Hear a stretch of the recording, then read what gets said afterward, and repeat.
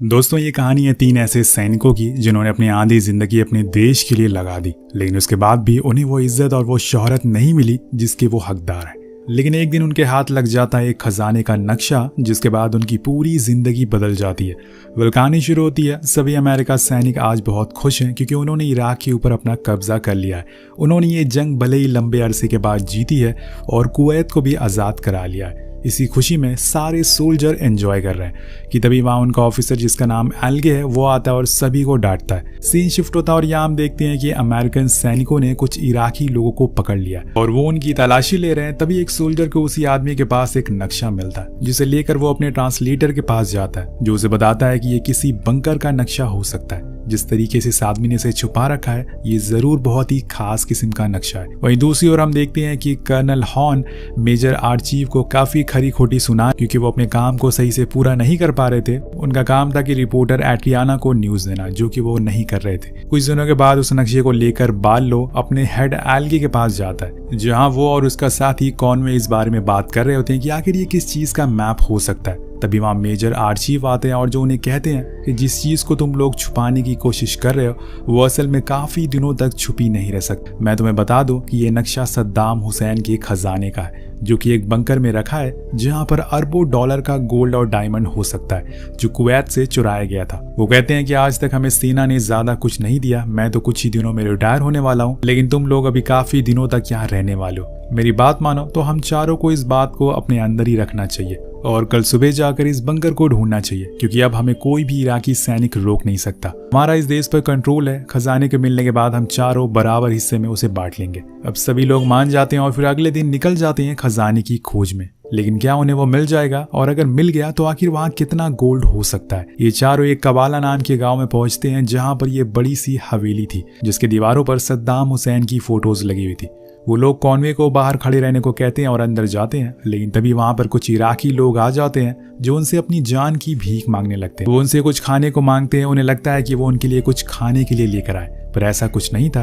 वो जैसे तैसे बचकर अंदर जाते हैं, जहां पर उन्हें चारों तरफ बस इराकी सैनिक मिलते हैं, जिन्हें वो बंदूक दिखाते हुए नक्शे के बारे में पूछते हैं, पर वो इनका कोई भी जवाब नहीं देते। लेकिन तभी कर्नल हॉर्न एक के ऊपर बंदूक तान देते हैं। अब वो बंदूक चलाने वाला ही होता है। तभी वहां पर एक दूसरा बंदा कह देता है कि ये गोल्ड यहाँ नहीं बल्कि दूसरे बंकर में मौजूद है। इसी दौरान बाहर एक दूध का टैंकर आता है, जिसे इराकी सैनिक जानबूझकर उड़ा देते हैं, जिससे कि सारा दूध वहां पर बह जाता है और बर्बाद हो जाता है। लेकिन फिर भी वहां के लोग उस दूध को इकट्ठा करने लगते हैं क्योंकि वो कई दिनों से भूखे थे। और तभी अंदर इस हलचल की आवाज पहुंच जाती है, तो वो तीनों फौरन बाहर आते हैं और वहां हर तरफ अफरा तफरी मची थी। इस जंग की वजह से यहाँ के लोग बर्बाद हो चुके थे। अब ये सिचुएशन जैसे तैसे ये लोग यहाँ से निकल जाते हैं, यानी कि इन्हें वो सोना यहाँ नहीं मिला। तब बालो मेजर आर्चीव से पूछता है कि आखिर वो सब क्या हो रहा था। वो उन सभी को बताते हैं कि इराकी आर्मी हमें कुछ नहीं कहेगी, क्योंकि उन्हें पता है कि अगर उन्होंने कुछ बोला तो वो मारे जाएंगे। हमारी सरकारों के बीच में एग्रीमेंट हुआ है कि कोई भी किसी पर फायरिंग नहीं करेगा। अब वो उसे बताते हैं कि लेकिन उनकी वजह से कई मासूम लोग मर रहे हैं। हालांकि इसमें उनकी कोई गलती नहीं है, इसमें गलती है अमेरिकन प्रेसिडेंट बुश की, जिन्होंने इराक के लोगों को सद्दाम हुसैन के खिलाफ भड़काया है ताकि वो उनके खिलाफ हो जाए। और अब जब वो उनके खिलाफ हो गए तो अमेरिका ने उन्हीं लोगों के साथ छोड़ दिया। एक तरीके से उनके साथ धोखा हुआ है। इसके बाद वो उस गोल्ड के बंकर के बारे में पूछता है, तो बताते हैं कि मैंने आते हुए कुछ कुएं देखे हैं जिसके आसपास कई सारे इराकी फौजी खड़े थे। जहां तक मुझे लगता है कि शायद उसी कुएं में ऐसा कोई बंकर है जो सद्दाम हुसैन ने बनवाया हो और उसी में सारा गोल्ड छुपा हो। अब वो तीनों मेजर से पूछते हैं कि क्या हम वहां वापस नहीं जा सकते, क्या हमें वो गोल्ड नहीं मिलेगा? तो वो समझाते हैं कि जरूर मिलेगा, लेकिन उसके लिए हमें थोड़ा इंतजार करना होगा, सही समय के लिए। वहीं दूसरी ओर हम रिपोर्टर एड्रियाना को देखते हैं, जो वॉल्टर के साथ कुछ ऐसी जगहों पर जा रही थी जहाँ कई सारी घटनाएं हुई थी, लेकिन उन्हें वहाँ कुछ ऐसा खास नहीं मिलता जिसे वो न्यूज पर चला सके।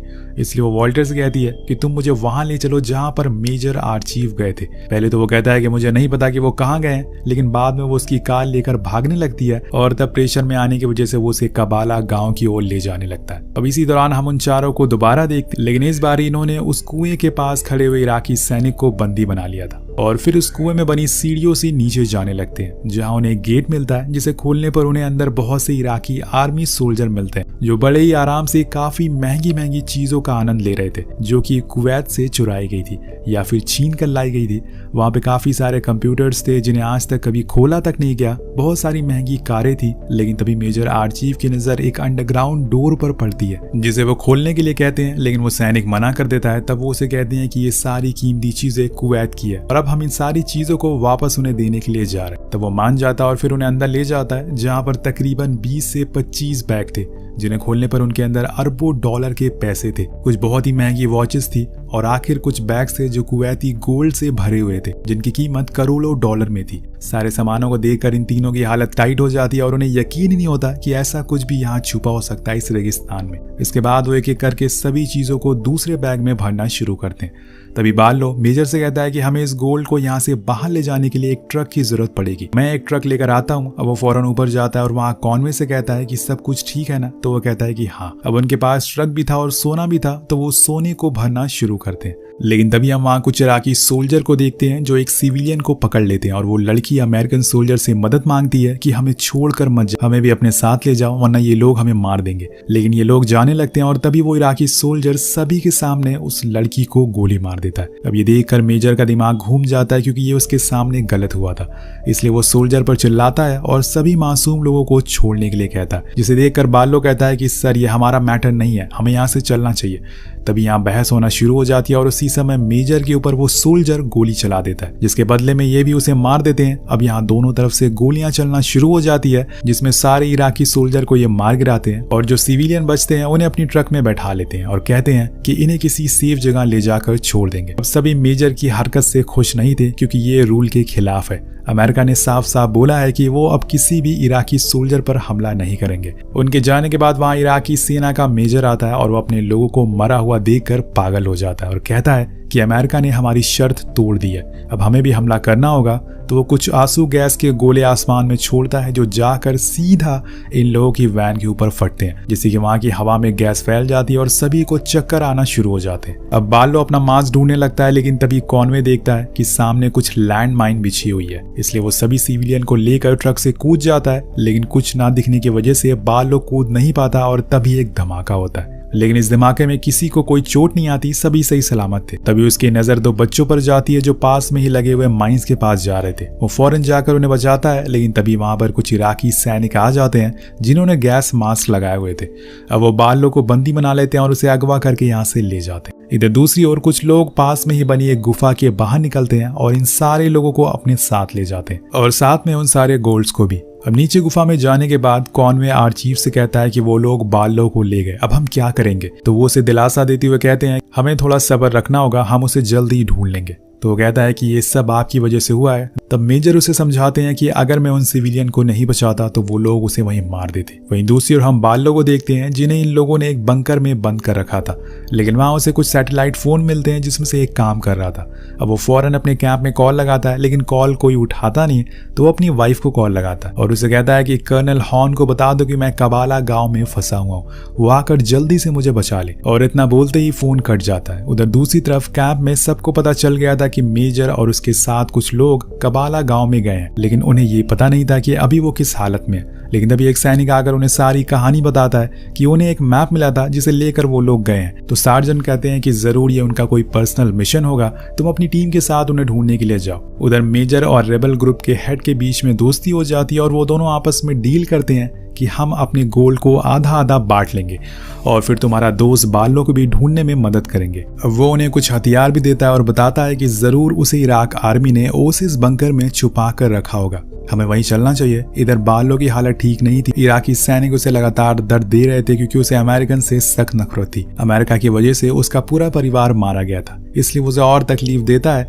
वहाँ मेजर और रेबल अपने लोगों को लेकर बाहर आ जाते हैं और उस बंकर की ओर बढ़ने लगते हैं, लेकिन बीच में उनका सामना कुछ रेबल ग्रुप से होता है जिनकी आपस में दोस्ती होती है, इसलिए वो इन्हें एक दूसरे बंकर में ले जाते हैं जहां पर सद्दाम हुसैन की वो आलीशान घड़ियां रखी हुई थी जो उसने कुवैत से चुराई थी। अब मेजर उसे कहता है कि हमें इनमें से कुछ घड़ियों की जरूरत पड़ेगी, क्या तुम हमें दे सकते हो।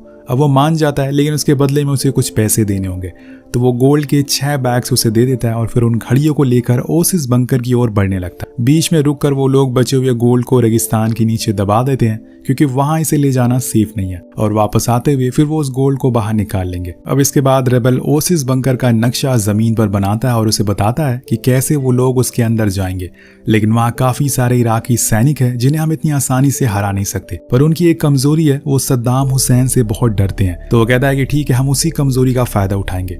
जिसके बाद हम देखते हैं कि ओसिस बंकर के बाहर एक आदमी आकर उस गार्ड को बताता है कि सद्दाम हुसैन यहाँ पर आने वाले, क्योंकि वो यहाँ के गार्ड से ज्यादा खुश नहीं है और आज वो सभी की क्लास लेने वाले। अब वो गार्ड्स अपनी नजर घुमाते हैं तो वहां दूर से एक गाड़ियों का काफिला आ रहा था, सेम वैसे ही जैसे सद्दाम हुसैन आते हैं। उसे देखते ही सब चिल्लाने लगते हैं कि सद्दाम हुसैन वापस आ रहे हैं, भागो यहाँ से। अब वो फौरन अपना सब कुछ छोड़कर वहां से भागने लगते हैं। कुछ ही देर बाद वो काफिला आकर वहां रुकता है, लेकिन उसमें मेजर आर्चीव और सारे रेबल के लोग मौजूद थे, जो सीधा बंकर के अंदर घुस जाते हैं और बचे हुए गार्ड्स को मारने लगते हैं। यहाँ पर मेजर को कुछ लोग भी मिलते हैं जिन्हें आर्मी ने बंदी बनाया हुआ था। वो उन सभी को आजाद कर देते हैं और वहीं बंकर के बाहर कॉनवे और उसके साथियों पर लगातार गोलियां चल रही थी।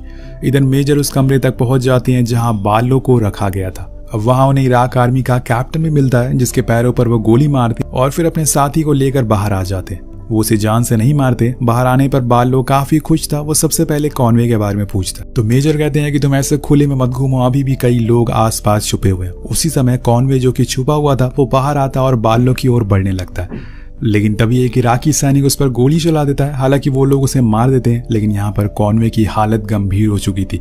सभी उसके पास भागते हुए जाते हैं, लेकिन अब उसकी बचने की कोई उम्मीद नहीं बची थी। वो उसकी ऐसी हालत देखकर बालो चीफ को आवाज लगाता है, लेकिन तभी एक छुपा हुआ सिपाही उस पर भी गोली मार देता है।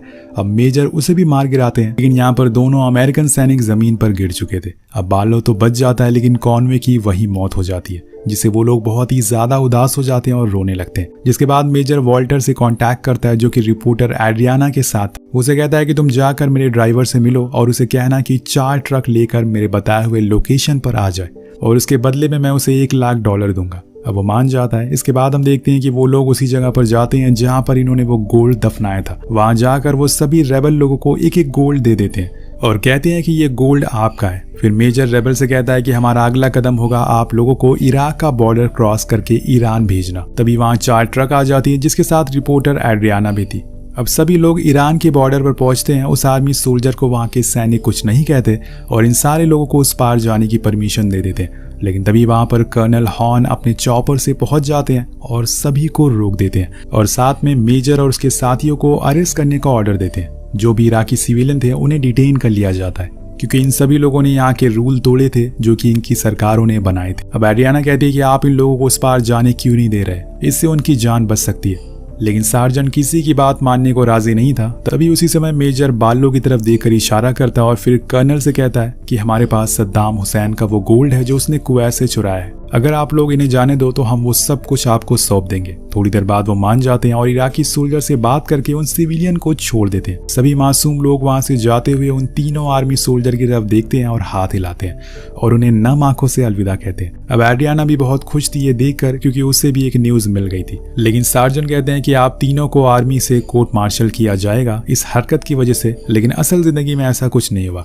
उन्हें अच्छे से एक इज्जत के साथ डिस्चार्ज कर दिया गया और उसकी वजह थी मीडिया की पावर, जिसके आगे आर्मी भी हार गई क्योंकि उन्होंने कुछ गलत नहीं किया था। कहानी के आखिर में पता चलता है कि मेजर एक हॉलीवुड स्टंट एक्सपर्ट बन गए, वहीं दूसरी ओर बालो अब अपनी एक कारपेट शॉप चलाते हैं। कहानी के आखिर में पता चलता है कि इराक ने सारे गोल्ड कुवैत को लौटा दिए, लेकिन उनका कहना था कि अभी भी कुछ गोल्ड मिसिंग है, यानी कि मेजर ने कुछ थोड़े से हिस्से को कहीं और दफनाया होगा, जिसका मतलब है ये कहानी अभी बाकी है। वेल, आपको ये कहानी कैसी लगी नीचे कमेंट करके जरूर बताएगा। मिलते हैं आपसे अगली वीडियो में। Thank you so much watching. Peace out.